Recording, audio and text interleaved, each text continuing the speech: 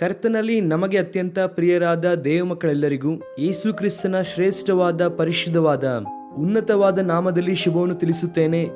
ಎಲ್ಲರೂ ಚೆನ್ನಾಗಿದ್ದೀರಾ? Good morning.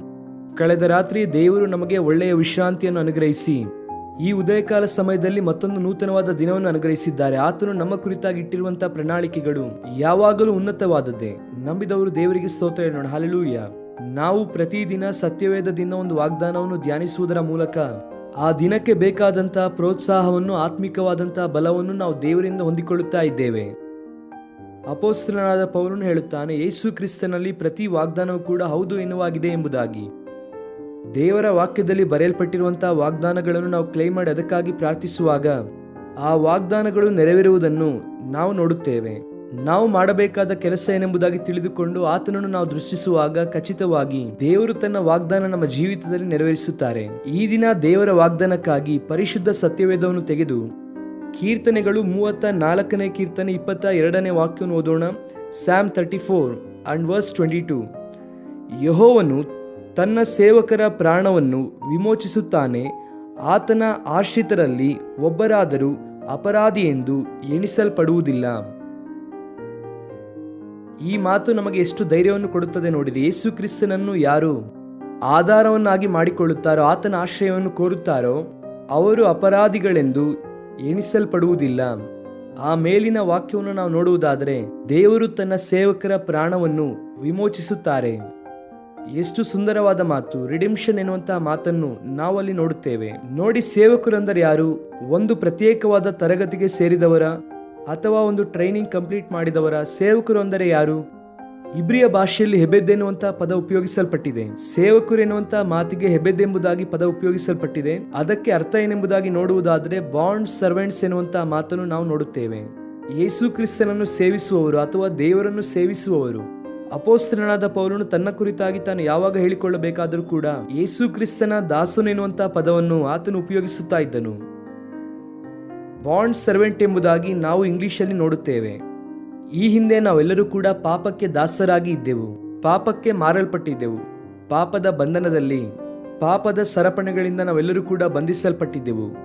ಆದರೆ ಯೇಸು ಕ್ರಿಸ್ತನು ಶಿಲುಬೆಯಲ್ಲಿ ನಮ್ಮೆಲ್ಲರಿಗೋಸ್ಕರವಾಗಿ ಮರಣಿಸಿ ಆತನ ರಕ್ತವನ್ನು ನಮಗೋಸ್ಕರವಾಗಿ ಸುರಿಸಿ ನಾವೆಲ್ಲರೂ ಕೂಡ ನೀತಿವಂತರಾಗಿ ನಿರ್ಣಯಿಸಲ್ಪಡಬೇಕೆಂಬುದಾಗಿ ಆತನು ಶಿಲುಬೆಯಲ್ಲಿ ಮರಣಿಸಿ ನಮಗೋಸ್ಕರವಾಗಿ ಪುನರುತ್ಥಾನನಾಗಿ ಇದ್ದನು. ಯಾವಾಗ ನಾವು ಯೇಸು ಕ್ರಿಸ್ತನ ಪ್ರೀತಿಯನ್ನು ಗ್ರಹಿಸಿ ಆತನ ಮೂಲಕವಾಗಿ ಮಾತ್ರವೇ ನಮಗೆ ರಕ್ಷಣೆ ಇದೆ ಎಂಬುದಾಗಿ ತಿಳಿದುಕೊಂಡು ಆತನ ಕೃಪೆಯಲ್ಲಿ ನಾವು ಬೆಳೆಯುತ್ತೇವೋ, ಈಗ ಪಾಪದ ದಾಸತ್ವದಿಂದ ನಾವು ಬಿಡುಗಡೆಯನ್ನು ಹೊಂದಿ ಯೇಸು ಕ್ರಿಸ್ತನಿಗೆ ದಾಸರಾಗಿ ನಾವು ಮಾರ್ಪಟ್ಟಿದ್ದೇವೆ. ಆತನೇ ನಮಗೆ ಯಜಮಾನನು. ನಾವೆಲ್ಲರೂ ಕೂಡ ಆತನ ಸೇವಕರು, ಆತನ ದಾಸರು. ಆತನ ಚಿತ್ತವನ್ನು ಈ ಭೂಮಿಯಲ್ಲಿ ಮಾಡುವಂತಹ ಸೇವಕರಾಗಿದ್ದೇವೆ. ಆತನ ಪ್ರಣಾಳಿಕೆಯನ್ನು ಈ ಭೂಮಿಯಲ್ಲಿ ನೆರವೇರಿಸುವುದಕ್ಕೆ ನಮ್ಮನ್ನು ನಾವು ಸಂಪೂರ್ಣವಾಗಿ ಸಮರ್ಪಿಸಿಕೊಂಡಿರುವಂತಹ ದೇವರ ದಾಸರಾಗಿದ್ದೇವೆ. ಈಗ ಒಂದು ನೇರವಾದ ಪ್ರಶ್ನೆ, ಇನ್ನೂ ಕೂಡ ನೀವು ಪಾಪಕ್ಕೆ ದಾಸರಾಗಿ ಇದ್ದೀರಾ ಅಥವಾ ದೇವರಿಗೆ ದಾಸರಾಗಿ ಇದ್ದೀರಾ ಎಂಬುದಾಗಿ ಪರಿಶೀಲಿಸಿಕೊಳ್ಳಿರಿ. ಅನೇಕರು ನಾವು ದೇವರಿಗೆ ದಾಸರೆಂಬುದಾಗಿ ಹೇಳಿಕೊಳ್ಳುತ್ತಲೇ ಪಾಪಕ್ಕೆ ದಾಸರಾಗಿ ಜೀವಿಸುತ್ತಾ ಇದ್ದಾರೆ. ವಾಕ್ಯ ಹೇಳುತ್ತಾ ಇದೆ, ನಾವು ದೇವರನ್ನು ಸೇವಿಸುವವರಾದರೆ ದೇವರು ನಮ್ಮ ಪ್ರಾಣವನ್ನು ವಿಮೋಚಿಸುತ್ತಾರೆ. 103ನೇ ಕೀರ್ತನೆಯಲ್ಲೂ ಕೂಡ ಕೀರ್ತನಾಗಾರನು ಅದನ್ನೇ ಹೇಳುತ್ತಾನೆ. ನಾಶನಕರವಾದ ಗುಂಡಿಯೊಳಗಿಂದ ದೇವರು ವಿಮೋಚಿಸಿದ್ದಾರೆ ಎನ್ನುವಂತಹ ಮಾತನ್ನು ನಾವು ನೋಡುತ್ತೇವೆ. ಆತನು ನಮ್ಮ ವಿಮೋಚನಾ ಕರ್ತನು. Jesus came down from Heaven and he shed his blood on the cross of Calvary to redeem all of us. ನಮ್ಮ ಪಾಪದ ಭಯಂಕರತ್ವದಿಂದ, ಪಾಪದ ಶಕ್ತಿಯಿಂದ, ಬರಲಿಕ್ಕಿರುವಂತಹ ಪಾಪದ ಉಗ್ರತೆಯಿಂದ ದೇವರು ನಮ್ಮನ್ನು ಕಾಪಾಡುವುದಕ್ಕೆ ಆತನು ಯಾವಾಗಲೂ ಸಿದ್ಧನಾಗಿಯೇ ಇದ್ದಾನೆ. ಕರ್ತನಲ್ಲಿ ಪ್ರಿಯರೇ, ಆತನ ಆಶ್ರಿತರಾಗಿರುವಂತಹ ಯಾರೊಬ್ಬರು ಕೂಡ ಅಪರಾಧಿ ಎಂದು ಎಣಿಸಲ್ಪಡುವುದಿಲ್ಲ. ಯೇಸುವಿನ ರಕ್ತವನ್ನು ಆಶ್ರಯಿಸುವವರು, ಆತನ ರಕ್ತದಲ್ಲಿ ತಮ್ಮ ಜೀವಿತವನ್ನು ತೊಳೆದುಕೊಂಡವರು, ಯೇಸು ಕ್ರಿಸ್ತನ ಸಮ್ಮುಖದಲ್ಲಿ ತಮ್ಮ ಜೀವಿತವನ್ನು ಸಮರ್ಪಿಸಿಕೊಂಡವರು, ಅವರು ಯಾವತ್ತೂ ಕೂಡ ಅಪರಾಧಿಗಳಲ್ಲ. ಗಿಲ್ಟಿ ಎನ್ನುವಂತಹ ಪದವನ್ನು ಇಂಗ್ಲಿಷಲ್ಲಿ ನಾವು ನೋಡುತ್ತೇವೆ. ಆ ಪದವನ್ನು ಕೋರ್ಟಲ್ಲಿ ಹೆಚ್ಚಾಗಿ ಉಪಯೋಗಿಸುತ್ತಾರೆ. ಅಪರಾಧಿಯಾಗಿ ನೀವು ಎಣಿಸಲ್ಪಟ್ಟಿರುವುದರಿಂದ ನಿಮಗೆ ಶಿಕ್ಷೆ ಇದೆ ಎಂದು. ಆ ಅಪರಾಧವನ್ನು ಅಳಿಸಿ ಹಾಕಿದರೆ ಆ ಶಿಕ್ಷೆ ಎನ್ನುವಂಥದ್ದು ಇಲ್ಲ. ಕರ್ತನ ಆಶ್ರಯವನ್ನು ಕೋರುವಂತ ಅನುಭವ ನಮ್ಮಲ್ಲಿ ಇದೆಯಾ? ಒಂದು ವೇಳೆ ಇಲ್ಲಿಯ ತನಕ ಬಾಧೆ ಬಂದಾಗ, ಕಷ್ಟ ಬಂದಾಗ ಇಕ್ಕಟ್ಟು ಬಂದಾಗ, ಯಾವುದಾದರೂ ಪ್ರತಿಕೂಲವಾದ ಪರಿಸ್ಥಿತಿ ಬಂದಾಗ, ಮನುಷ್ಯರು ನಿನ್ನ ಕುರಿತಾಗಿ ತಪ್ಪು ಮಾತನಾಡುವಾಗ, ದೂಷಣೆಕರವಾದಂತ ಮಾತನ್ನು ಆಡುವಾಗ, ನಿನ್ನನ್ನು ಶ್ರಮೆಗೆ ಗುರಿ ಮಾಡಿದಾಗ, ಕೆಲವು ಸಾರಿ ಯಾರ ಬಳಿಗೆ ಹೋಗಬೇಕು, ಯಾರ ಆಶ್ರಯವನ್ನು ಕೋರಬೇಕು, ಯಾರನ್ನು ಆಶ್ರಯಿಸಬೇಕು ಎಂಬುದಾಗಿ ನಾವು ಬಹಳ ಗಲಿಬಿಲಿಗೆ ಒಳಗಾಗುತ್ತೇವೆ. ಆದರೆ ಬೈಬಲ್ ಹೇಳುತ್ತಾ ಇದೆ, ದೇವರನ್ನು ಆಶ್ರಯಿಸುವವರು ಯಾವತ್ತೂ ಕೂಡ ಅಪರಾಧಿ ಎಂದು ಎಣಿಸಲ್ಪಡುವುದಿಲ್ಲ. ಈ ವಾಗ್ದಾನವನ್ನು ಕ್ಲೈಮ್ ಮಾಡಿ ಕರ್ತನನ್ನು ಸ್ತುತಿಸಿರಿ. ಕರ್ತನ ಆಶ್ರಯವನ್ನು ಕೋರುವಂತ ಅನುಭವವನ್ನು ಹೊಂದೋಣ.